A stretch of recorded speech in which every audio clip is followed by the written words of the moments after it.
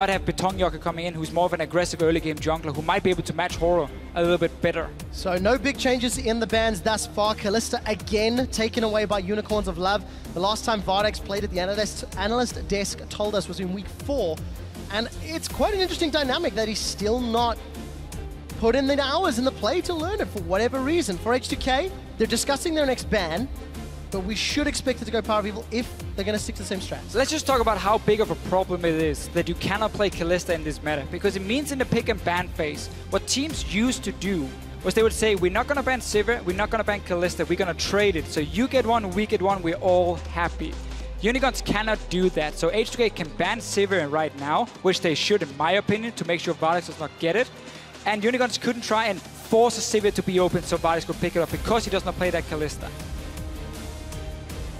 Elise or Sivir, what will it be if those are the highest priorities? KaSing going to be making the final decision, and it will be Sivir. So AD carries off the table, and that means Horror could get his hands on the shape-shifting Elise. Then again, considering the fact that loulex has not shown Elise, Unicorns might say, let's wait. It's risky. It's risky. It is very risky. They did it against Fnatic in game 1, but that was game 1. They'd already lost one game, so... But if they want to wait, what are they waiting for? What do they want to secure here that is so shared between these champions pools and its top priority? The only pick for me that would spring to mind here, if I was watching blank names, would be an Azir pick with Victor out. But neither side has really shown any preference towards the champion, hasn't seen that much love recently. We have, a shared Shen, but Chachi seemed to just want to play Nautilus top lane.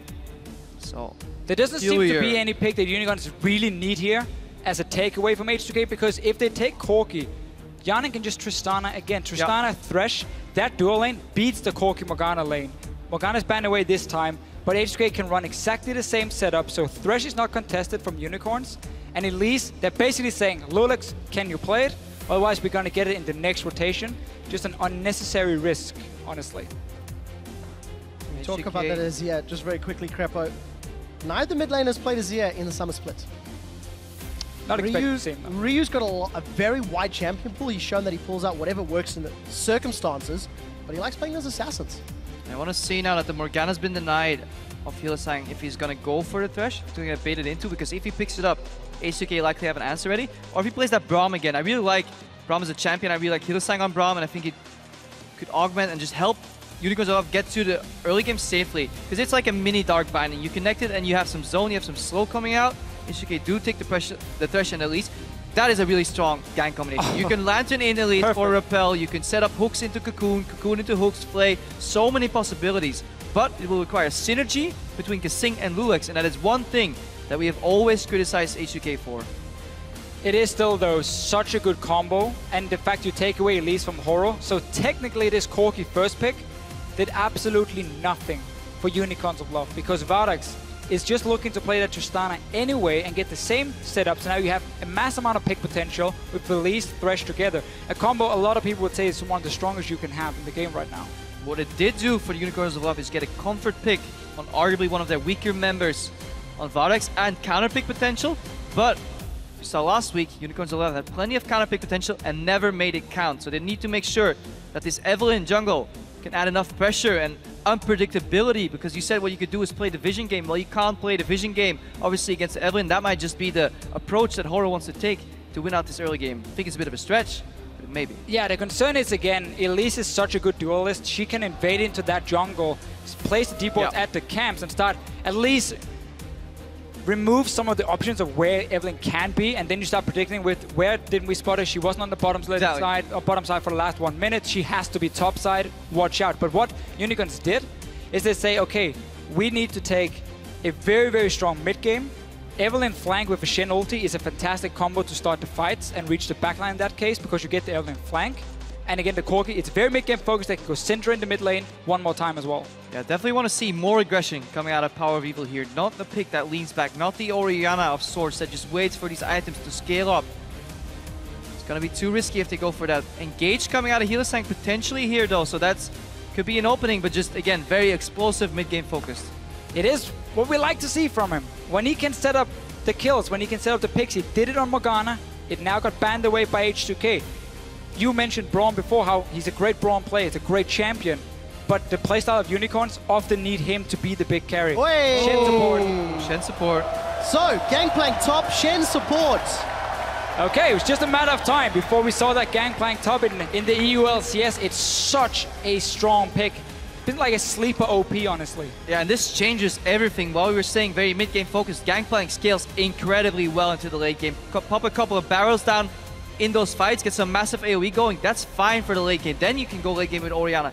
And you can kind of patch up your early mid-game, just having a global on your support.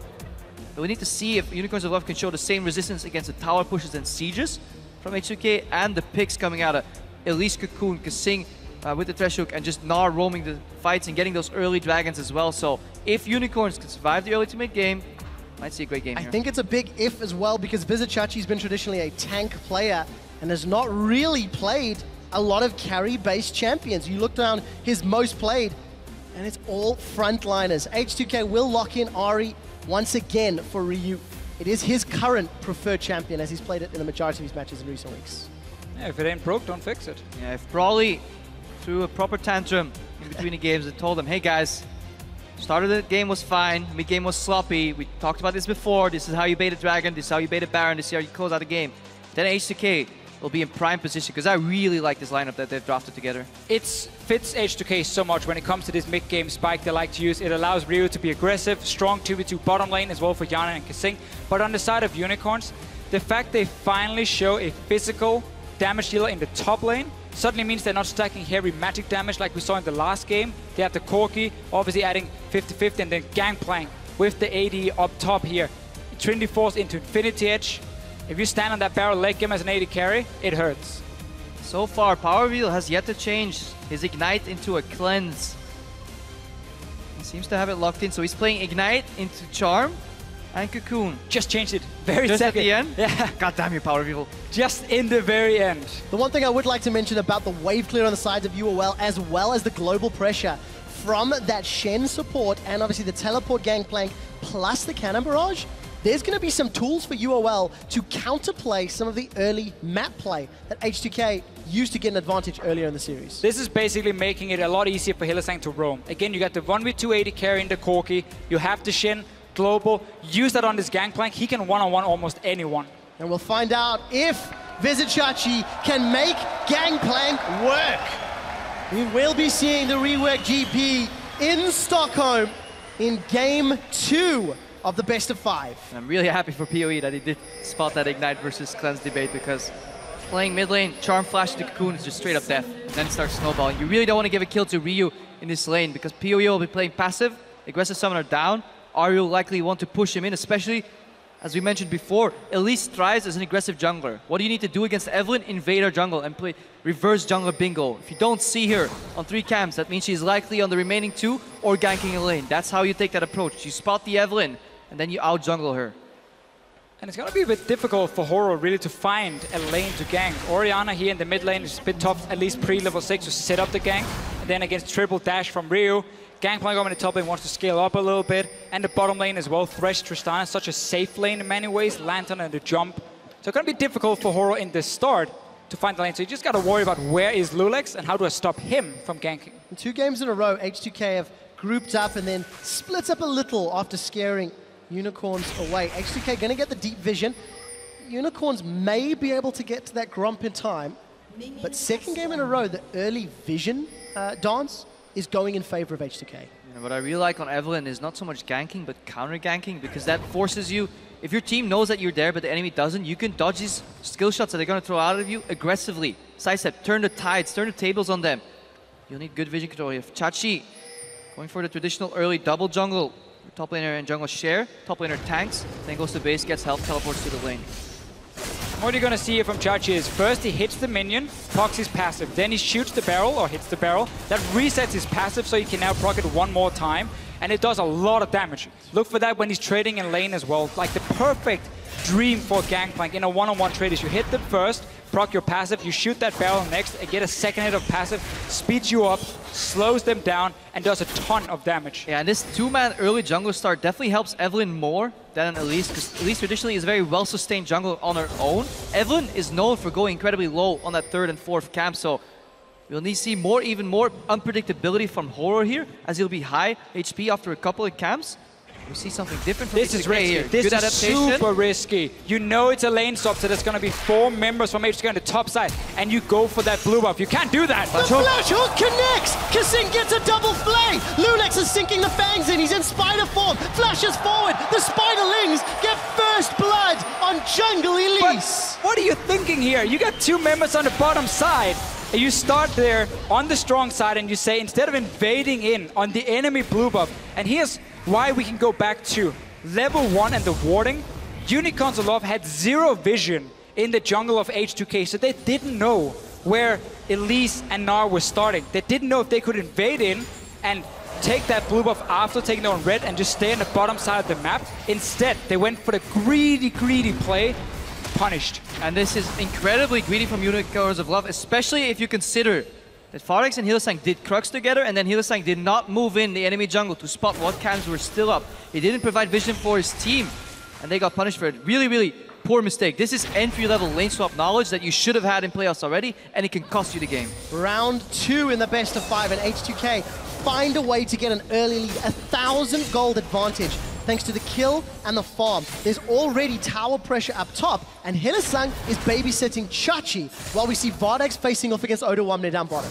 And now once again, we get to see one big mistake in the swap that will snowball into more mistakes coming in or more problems for Unicorns, because now you have Vardags on his own in the bottom lane, H2K instantly spotted, and what do? Well, Odoamne just TPs down and he gets a one-on-one lane. He's even ahead in experience before Vardags picks up this wave. At the same time, the Gankplank Shen combo are too weak to stop this 2v2 push, so you're not winning anywhere on the map right now. Yeah, Chachi's trying to set up this barrel combo, but H2K is just simply, once that HP of that barrel takes down to 1, immediately clear it, remove the aggressive potential, and then Chachi is stuck on that tower. That desperately just trying to even up with Odoamne, but Odoamne had a safe base. He knew Evelyn could potentially gank him, so all this information, again, gained by H2K, and this time they're using it efficiently as well. And it's very difficult for Gankplank in the early game to get that 1 barrel hit, because again, it ticks down very slow. You need level 7 to get the tick further, and then level 13 to get the last one. That's what you want to do though. Hide them in the bushes, use them to activate the second one coming in. Now Horror is showing up. Both junglers are here though. Counter gank incoming. Cocoon hits point blank! 2 kills to H2K total. Everything is going wrong for the Unicorns of Love right now. And this is the same repetition that we saw last game. Unicorns are forced in predictable plays by H2K and eventually punished. It took H2K an entire game to do it last game. This time, they realized it earlier. Lantern comes out, saves loulex. They know Evelyn is likely to go top. Why? Because she can't go mid, she can't go bottom. loulex simply waiting in that bush, and they're good cocoon. Suddenly, he's playing very well this series so far, and honestly, we asked about Horror versus loulex, and loulex is coming out on top. And once you make that mistake at level 1, where you invade into that blue buff, you die for it, you gotta very quickly realize, okay, how can we try and at least even something out? Unicorns decided to say, let's leave Vardags on his own, give him an XP advantage, and then like we go top and we defend the Gankplank. We try and invest farm onto Gankplank early. But that is once again just in favor of H2K, because their 2v2 is stronger, the Gnar gets the one-on-one lane very early on in the swap. I would honestly love them to say, you know what, we just gotta try and fast push this bot lane tower to get something and give the wave over to Gankplank, because now they're just giving H2K everything. And something very often missed in Champs League, the way the early game plays out, is just counting how many lanes of yours are pushing. You have the mid lane putting pressure, you have bot lane putting pressure. Odoamne is 1v1 putting pressure in the bot lane. That means it's so easy for H2K to play the game, because everybody that has a defensive mindset will change their movement pattern if they go for a gank, especially when they're pushed in. It becomes so obvious, and it just telegraphs every single aggressive move. And this is heaven for Elise. You are so strong in one-on-ones, your lanes are winning and pushing, so you can now get early vision. Look at loulex here, double green ward and a pink. Into the jungle of Unicorns of Love, place them near the camp so you can spot that Evelyn, and suddenly you get so much information for your team. And I think we have to revisit the story of loulex, the man who has a substitute here in Stockholm, who was replaced by Beton Yoka in the quarterfinals to help pick up a win. This is a guy who's now starting to step up and not making the same mistakes that we saw in the semifinals. But really, this is about the lane swaps, because H2K again is winning it. They did the last game, gave them a big advantage early. They're doing the same here now, and this time it's even bigger. On the same token, H2K played the lane swaps against Origin, and went even, at least for the first few minutes. Hang on, it's not going to work. Ramble back. Oof. Not going to have any crushed hearts and broken dreams there today. Almost killed by the buff. We do see Hylissang. Gonna find loulex. This is the jungle Elise we talked about. Connects to the cocoon. All of the pressure from loulex means Chachi is left alone against Hjarnan and KaSing. And now this inner turret at 7 minutes is being pressured. The Unicorns of Love are being pinned down by H2K in the top lane, in the mid lane, in the bot lane. They're desperately trying to find an opening, but every time they're roaming support, they're roaming jungler, will be found out. I mean, Horo's struggling with the red buff right now. Let alone how is he going to take on H2K. Now Ryu, once he hits level 6-7, he can push in mid and add more pressure to the tier 2 tower in top, tier 1 tower in bot. We can see dives coming out, so much options for H2K. And so little for Unicorns of Love. And look, loulex and Ryu now still in the jungle, using those wards that we talked about a little earlier to maintain control against Unicorns of Love, who find themselves nearly 2,000 gold down. They've lost a tower, they're losing in CS and a few of their carry rolls. And honestly, the kill credits to loulex is helping out, working towards that center hole. What I like here is that H2K is not going for a traditional mistake, in my opinion, which is if you control the map so much, get a dragon. I really like that they keep up the pressure and just keep suffocating Unicorns of Love, making them very predictable, and then eventually they can get that dragon. It doesn't have to be now, it can be 5 or even 10 minutes from now, because they're winning the early game so hard. Consistently sieging, adding more global gold to just win the early game even harder. Yeah, we tend to see teams only favor very early dragons if it's one, completely for free and there's nothing else to take, or if you want to use that fast 5 dragons because you get heavily outscaled, so you need some other way of at least forcing team fights when it comes mid-game where you should have your spike. But H2K with this Tristana pick is okay late game. Obviously Unicorns, very good scaling with Gankplank and Orianna. Getting there though is going to be so problematic because H2K can just keep fast pushing towers. You got a BF sword and a pickaxe on your first pack as an AD carry. I mean, can you ask for more? That was about 1.5 waves worth of minions, and Hjarnan's taken 65% of that tower's HP down. We've spent so much time talking about the side lanes. We've not mentioned PowerOfEvil or Ryu a whole lot. PoE is being pushed in, but I want to watch his itemization because his Orianna builds have been discussed at length over the last few weeks. So currently looking towards that Athenes. Here we see loulex spot Horo again, red buff applied, zone him out. If he walks back in, he's probably having backup. So again, predictable gameplay. loulex hasn't even touched his own jungle in quite a while. He's just constantly living in a jungle of Unicorns of Love, putting pressure. And I just can't wait, or I just hope that Ryu will start rotating to the jungle, roaming a little bit more because he's playing wave clear versus wave clear mid. He should free him up as a resource, as he's doing now. And just waiting for those picks in those side lane brushes. The key thing for Ryu though in this wave clear versus wave clear is the fact that because loulex is nearby, because KaSing can roam so easily, it's very easy for Ryu, once the wave is shoved, to just walk down the river and apply pressure that way. PowerOfEvil has to run down to his own tier 2 tower near that pink ward you see at the Raptors, being like, okay, I can never face check anything because they can be Elise, Thresh, Ahri, Charm, Cocoon, whatever it is, it's gonna kill me, or at least force my cleanse, we can say in this case. Top lane though, Chachi is now in a standard lane. He got a lot of farm in the swap. Now look how again he's placing in the barrel very defensively, so then he can activate the second one and he can instantly kill it by shooting the first one, like you see right there. Didn't manage to chain it all the way through to Odoamne. Barely made that one. You're waiting for that one. Yeah, it's out. We can continue to cast. Pun is made. QuickShot, go. Vizicsacsi working towards that Trinity Force. Got even CS with Odoamne, who is also building a little bit of damage. Going to go towards that Black Cleaver. Pretty much the standard top lane Gnar build, but look at this pressure on all 3 lanes. Down at the bottom, Hjarnan and KaSing pushing in, Ryu shoving in middle. I mean, this could be another 2 quick towers, if not contested. Yeah, Ryu clears that minion wave in the mid lane before his first melee creep has even taken damage. That's how much pressure he had put on PowerOfEvil. Because he had to base, obviously now that he has the Athenes, he can start clearing his waves, but it's too late, doesn't matter, tower's gone. Frees up Ryu even more. This mid lane goes longer. That's in favor of assassins. They like these long lanes. Push in, disappear, reappear, make picks. Yeah, but it was all of those things that made H2K greedy in game 1, Krepo.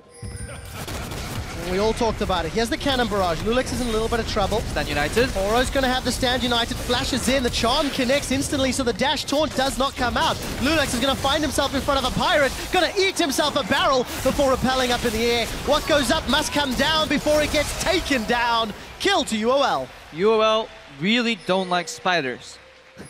Commit 4, even 5 people to that play. No, Vardags is still on the bottom, but they trade. Yeah, 1 kill on the jungler for what was due a very long time. But they're desperately trying to claw their way back into this game, but they're sacrificing leads on both sides of the map. You know, the only thing they have left to make a play right now is Vizicsacsi teleport. But this is the same problem as in game 1. You lose the lane swap. You fall behind early, and you now gotta rely on picking off H2K if they ever overextend on the map. And even when you do, there's most likely another objective H2K can take. Meanwhile, they got the bot lane tower now because obviously Vardags was left on his own. Shen was TPing away, and Shen as a support, being at both top lane and Shen as a champion, being at both top lane and support is the way we're gonna say it. Needs to get ahead in the early game to use his global pressure properly. If he leaves a lane and that means his tower goes down, well, it's never effective. And you have now Hylissang in that problem where, I mean, where's he gonna go? Yeah, this objective trading overall has been H2K's bread and butter when they are doing well. Think of the first 9 weeks or the first 4 and 5 weeks of this split when they had this consistent lead in the 10 to 20 minute mark and they just kept out-rotating and outplaying their opponents on the map. Right now we've seen 3 kills come down in this game, but that's not the reason why H2K are ahead right now. They're just systematically out-vision controlled, out-rotated, and especially taking turrets down to gain their massive gold lead right now. We're looking at 3,000 at the 13-minute mark. And we gotta follow a little bit Chachi, how well he's farming. Obviously he needs to get these, is it silver coins, I believe they're called? Where Silver serpents. Where he can upgrade his ulti from it. Fired Will is normally the best one in my opinion. Get the 6 extra hits when you fire down, and then you use that Evelyn flank with an ulti from a Gankplank. That's your way of reaching the backline of H2K.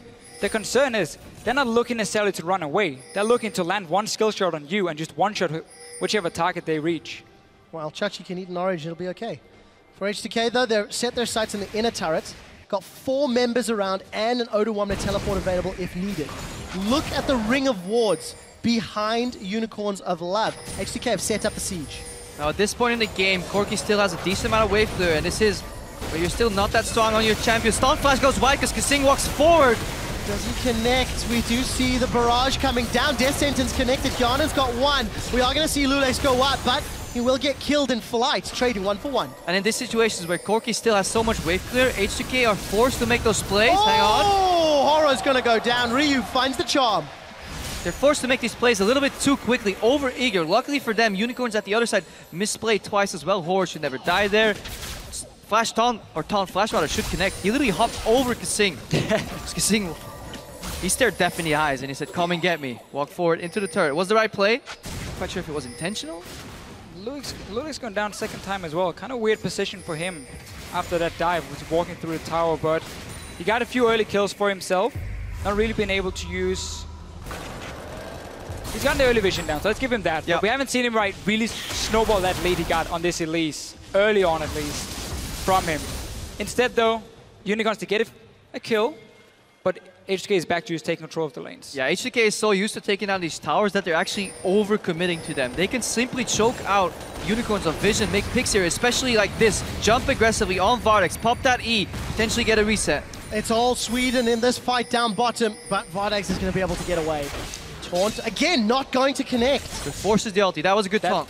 Good taunt. That's definitely worth it for him, Hylissang. So Unicorns push very far down. We can see a lot of fight for vision in their own jungle of Unicorns of Love here. Horror is going to be so difficult for him to find a flank when there's so much vision from the side of H2K. And now can just take a 2nd dragon and start playing slowly but surely towards them.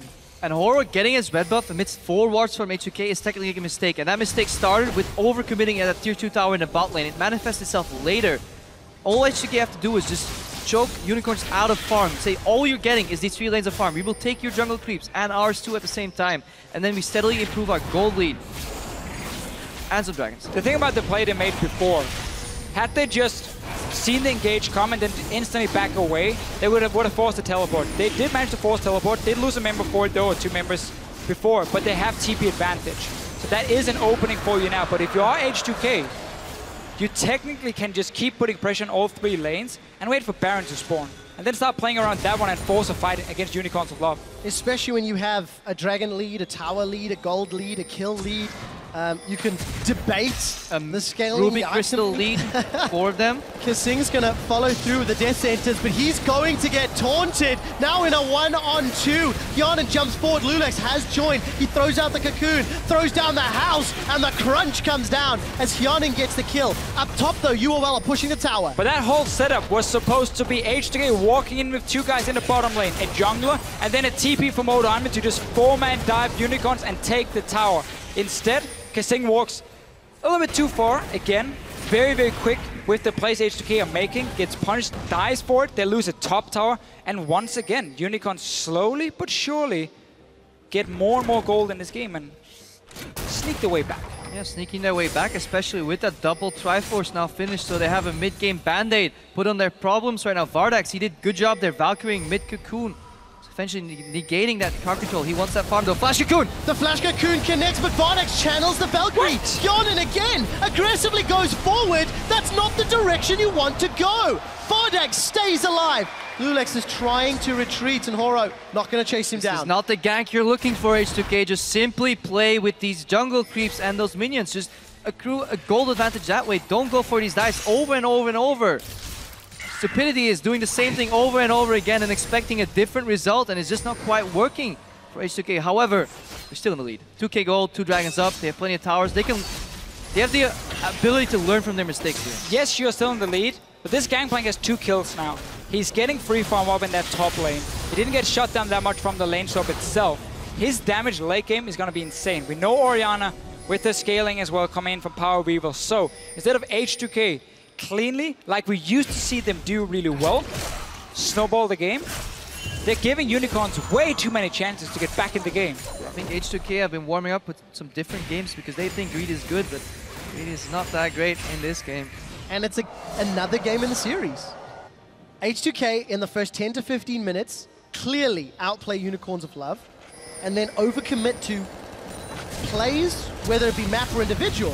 Flash Charm and Vardags.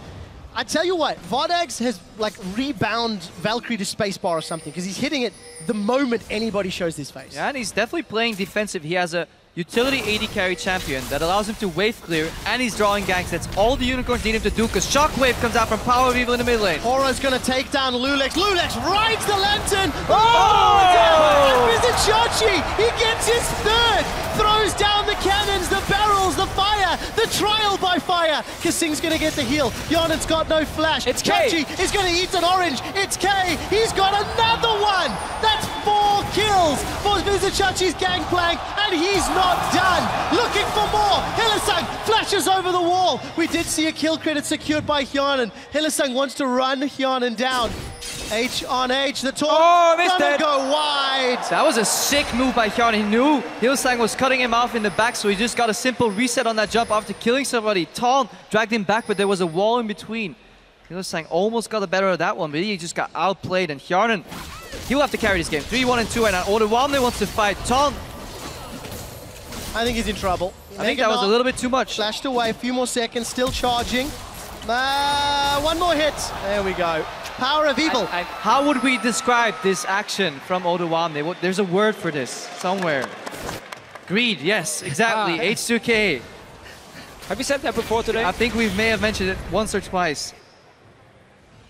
We're going full solo queue in many ways when it comes to how H2K plans to play out the leads they get so well from these lane swaps in the early game. They have like this beautiful macro play. Again, we're standing there being like, good rotations, we love it. And then we're like, okay, let's just randomly fight everywhere, flash forward for anything, and never calculate what exactly is going on.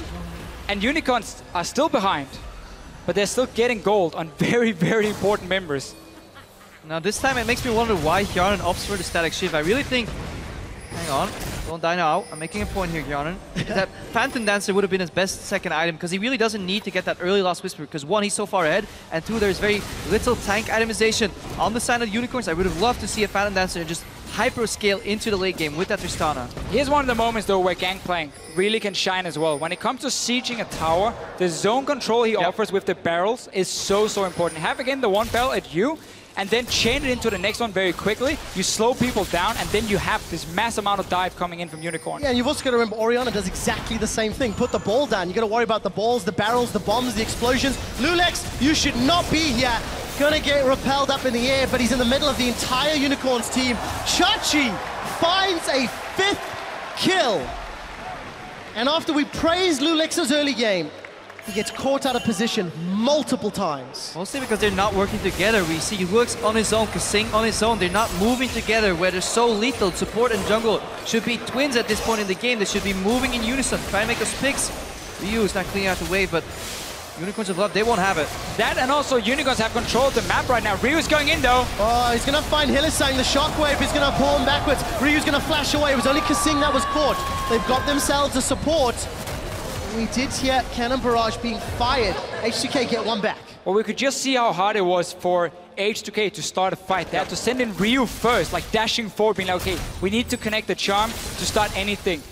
They haven't been using that early lead to get the vision control, the map control, so they can just easily flank around because they've allowed Unicorns again back in the game. Mid tower goes down.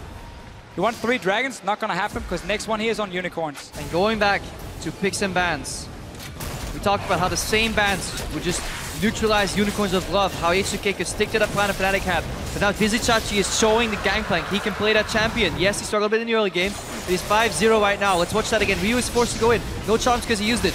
Disengage or counter engage from Hylissang. Almost that shockwave was enough to take Ryu. But then the zone control from that ulti takes KaSing down. Barely not. But overall, these fights are so forced from H2K, and there's very easy answers from the Unicorns. You're charging at me, I will taunt you. Blow him up. If it's Gankplank, Orianna, anybody can deal damage at this point. Put down a barrel, put down a shockwave, suddenly you cannot move through it. You cannot go through the barrels of a late game Gankplank once he gets that infinity. Aggressive jump here from Hjarnan though. Oh, PowerOfEvil's in a little bit of trouble. The charge is going to go off. It is Hjarnan that gets the kill. Defensive flash from Hylissang. He will follow suit. This happens every time though. We sit here, we talk about how Unicorns are slowly getting back in the game, H2K struggling to start team fights, and then randomly they get a pick on PowerOfEvil in the mid lane. Now we go Baron. Who do you want your 5 kills on, Tristana or Gankplank? Interesting adaptation though, depends who's catching who honestly here, but Hjarnan, he's going for a Bilgewater Cutlass. He's gonna fight the Bilgewater Bandit with his own Cutlass.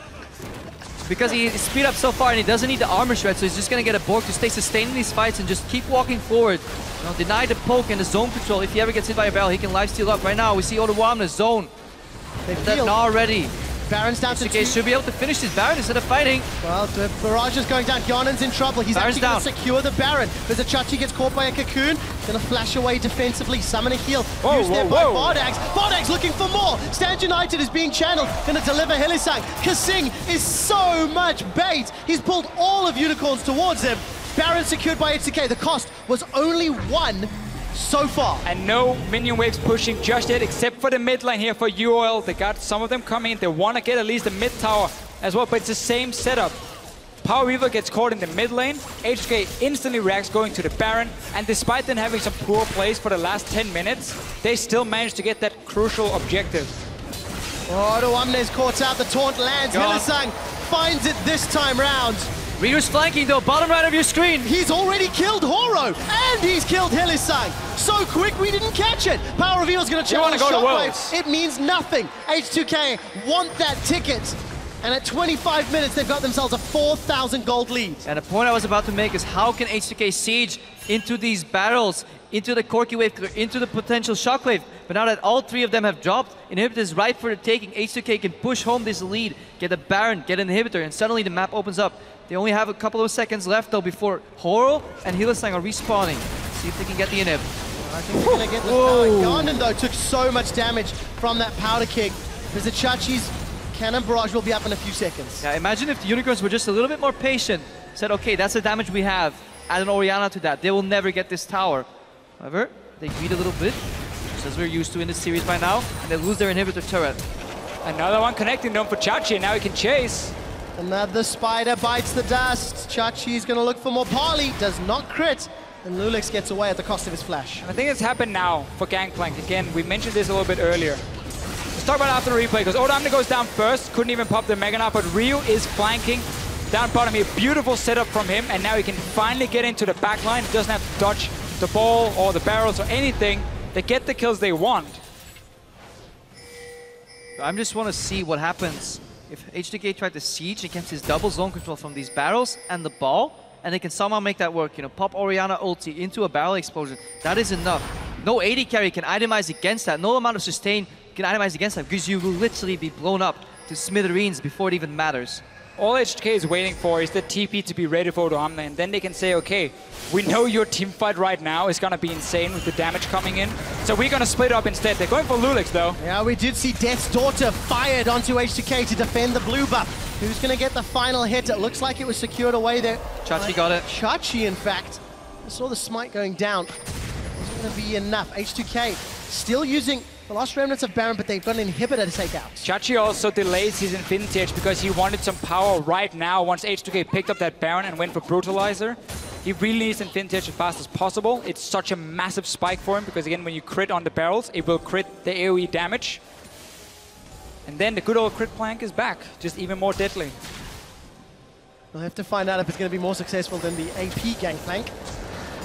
Which lost and did nothing, so I think so. Ago, but we're hitting that 30-minute point where that version got enabled. Vizicsacsi 5-0-1. He already upgraded his ultimate once. Close to a second upgrade, farming exceptionally well with those powder kegs. And he hit that very big spike on Gankplank. Level 13, your barrel, the charge time when it goes down of how quick you can shoot it is now down to 0.5 seconds with ticking down. So you can put it, get into max range, then to shoot it and explode it. So now it becomes extremely difficult to clear the barrels out if you are H2K because they take down so fast, and if you get too close, oh. Yeah, if you're H2K, what you want to do is rotate. The difficult part about rotating is that very often you enter choke points. Having to get through those, Gankplank ulti can cut off your escape, slow you down enough for people to catch up, especially Orianna speeding herself up, putting out the ball. Hylissang, phase second for some vision, he should be fine.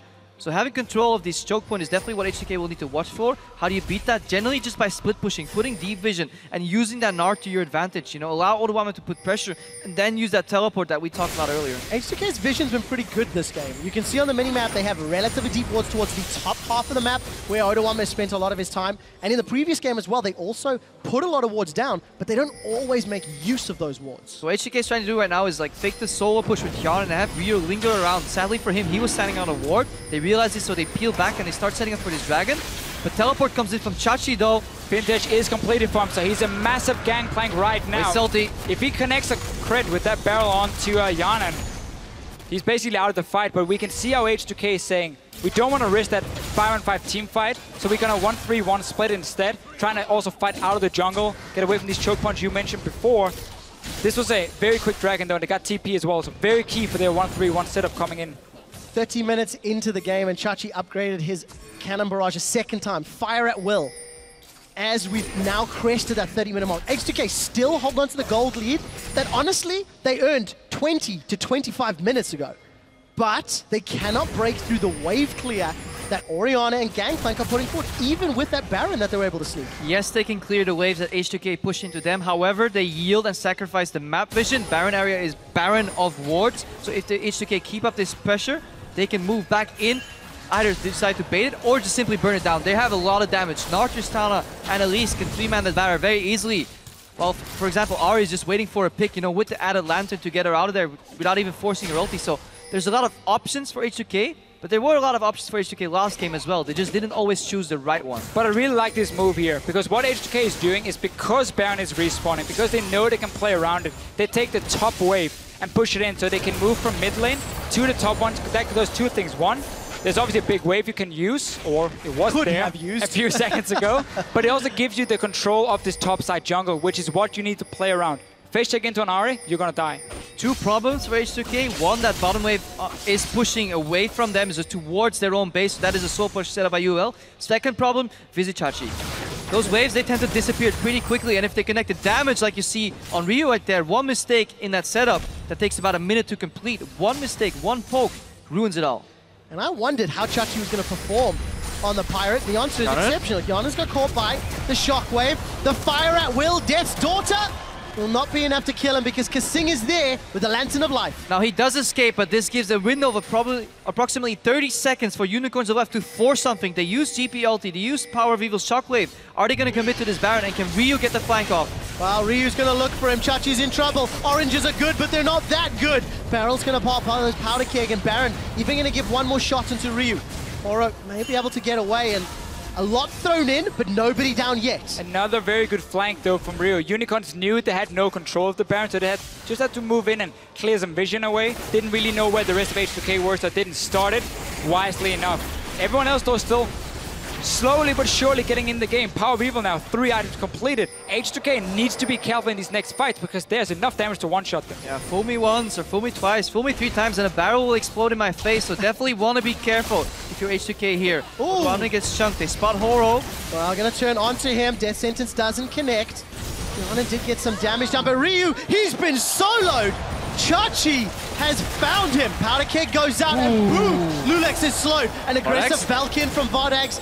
He's gonna get away from the Death Sentence, but that's a kill to UOL. Such a good setup again, because Chachi gets to find a one-on-one against Ryu with no ulti.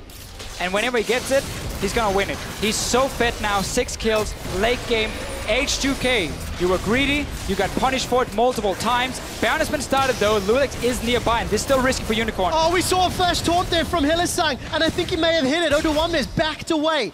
Baron was stopped, and H2K gave up no kills.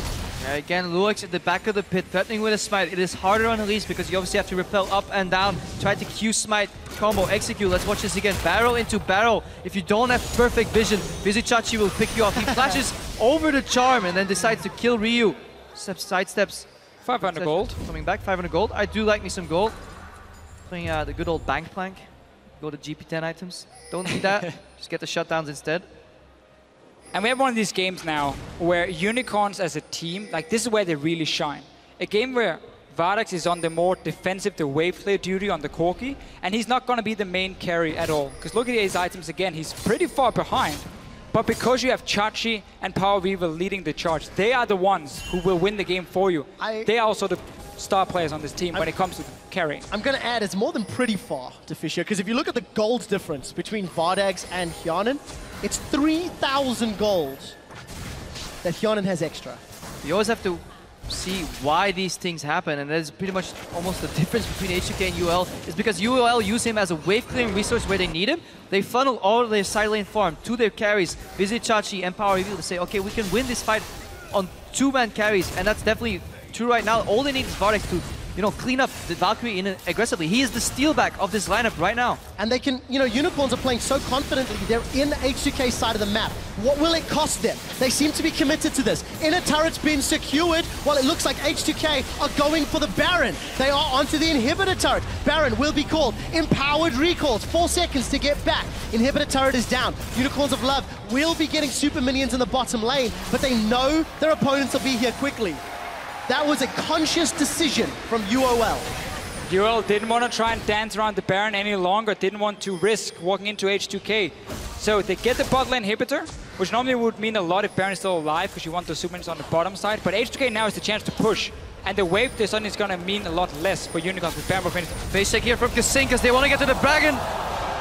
Just down immediately, and this KaSing in his feature, he said, yeah, well, Hylissang, he made that mistake. He face checked very predictably. Well, takes one to no one. KaSing goes down 5 against 4 for this fourth dragon right now. 5th?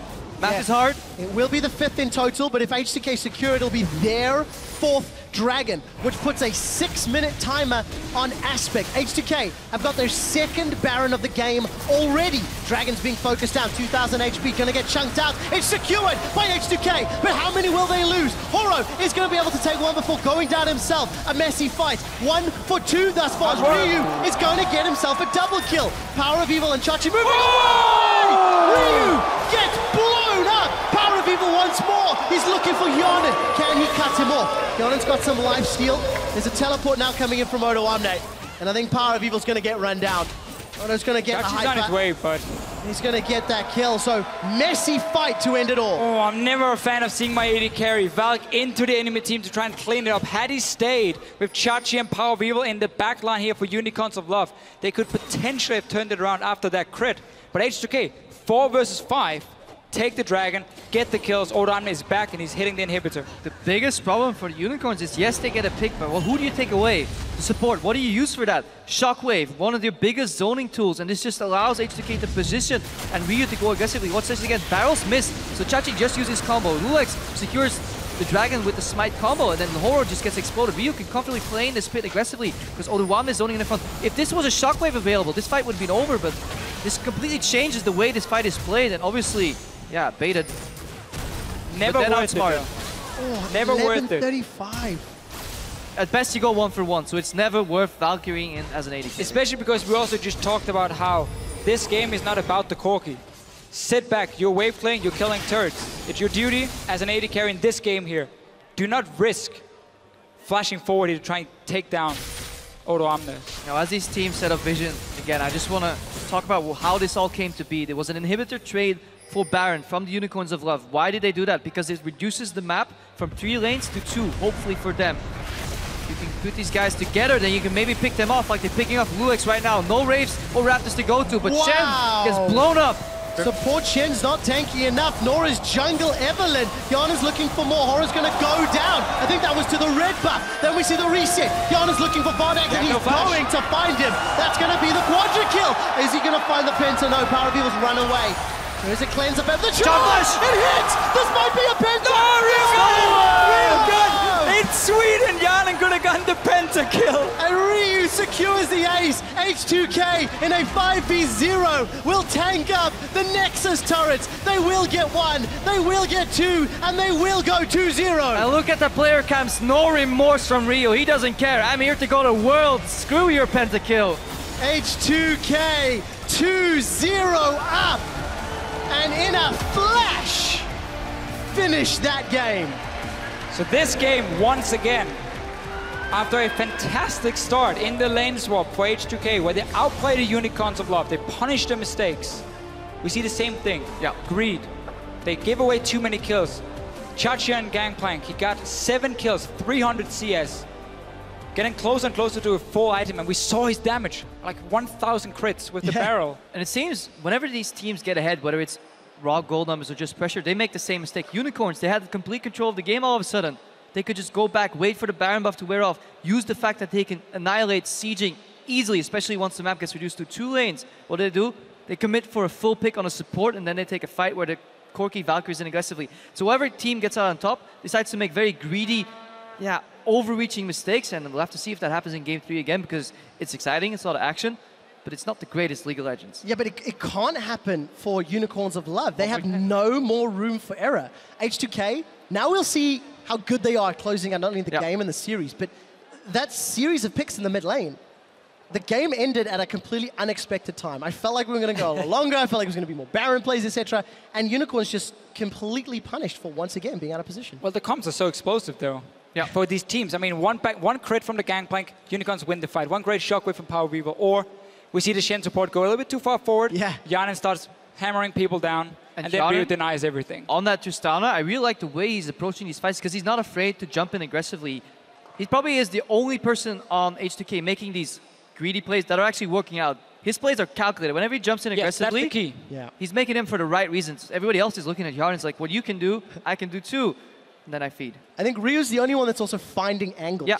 You know, like Hjarnan's doing the sort of direct, straight-on plays, but Ryu, 2 games in a row, has found an opportunity to flank and find a key target on this Ahri. That's really been the thing in the pick and ban phase here, is that Unicorns are not taking anything away from H2K. They first picked Corki in the last game. It was like, well, Hjarnan is going to run Tristana again. KaSing is going to get Thresh one more time as well. And loulex showed he can play Elise. So Unicorns now, a lot of stuff to talk about for them. How do we approach the pick and ban phase now? And what is going wrong with these lane swaps? It's so difficult to fix on the fly, because when you're in-game, the shot calling then becomes such a big problem. There is a little bit less pressure, at least in the fact that UOL are now red side, so they will get 2 picks in their first rotation.